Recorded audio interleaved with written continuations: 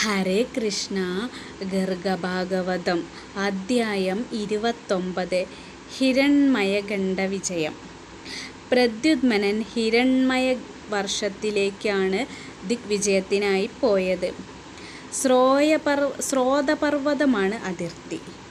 അവിടെ കൂർമ്മസങ്കല്പത്തിൽ ശ്രീഹരി സ്ഥിതി ചെയ്യുന്നു. അര്യമാവാണ് ഗുരു. പുഷ്പമാലാനദീതീരത്തുള്ള ഫലവൃക്ഷങ്ങൾ നിറഞ്ഞ വനത്തിലാണ് ഗുരുവിൻ്റെ വാസം. നളൻ്റെയും നീലൻ്റെയും കുലത്തിൽ ജനിച്ച വാനരന്മാരാണ് അവിടെ താമസിക്കുന്നത്.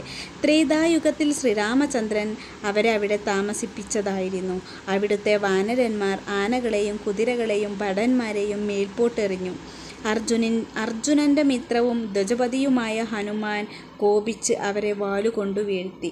ഹനുമാനെ മനസ്സിലായപ്പോൾ കപികൾ ഭഗവാനെ വണങ്ങി തൊഴുത് ആലിംഗനം ചെയ്ത് സന്തോഷം പ്രകടിപ്പിച്ചു.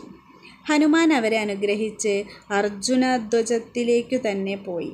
പ്രദ്യുമ്നൻ പിന്നീട് സേനയോടുകൂടെ മകരഗിരിയുടെ താഴ്വരയിലുള്ള മകരദേശത്തേക്ക് പോയി.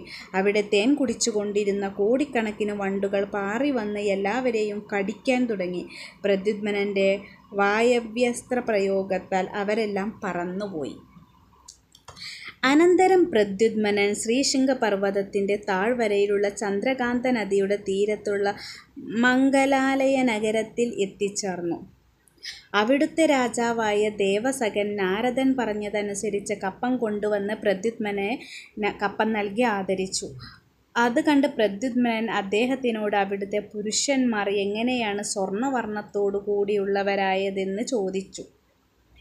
പിതൃപതിയായ അര്യമാവ് കൂർമ്മമൂർത്തിയുടെ കാൽ കഴുകിയപ്പോഴുണ്ടായ വെള്ളം കൊണ്ട് ശ്വേതപർവ്വതത്തിൽ നിന്ന് ഒരു നദി ഉണ്ടായിട്ടുണ്ടെന്നും പ്രമേധാവ് എന്ന മനുപുത്രൻ പശു മേച്ചുകൊണ്ടിരിക്കെ സിംഹമെന്ന് കരുതി ഒരു പശുവിനെ വെട്ടിക്കൊല്ലാൻ ഇടയായെന്നും അതിനാൽ വസിഷ്ഠശാപമേറ്റ് ശൂദ്രനും കുഷ്ഠരോഗിയുമായി തീർന്നുവെന്നും തീർത്ഥയാത്രാമധ്യേ ഈ നദിയിൽ സ്നാനം ചെയ്തപ്പോൾ കുഷ്ഠരോഗം മാറി ദേഹം ചന്ദ്രതുല്യമായി തീർന്നുവെന്നും അതോടുകൂടി ചന്ദ്രകാന്ത നദി പ്രസിദ്ധമായി എന്നും അന്നുമുതൽ ആ നദിയിൽ സ്നാനം ചെയ്യുന്നവർ ചന്ദ്രനു തുല്യം ശോഭിക്കാൻ തുടങ്ങിയെന്നും പറഞ്ഞു.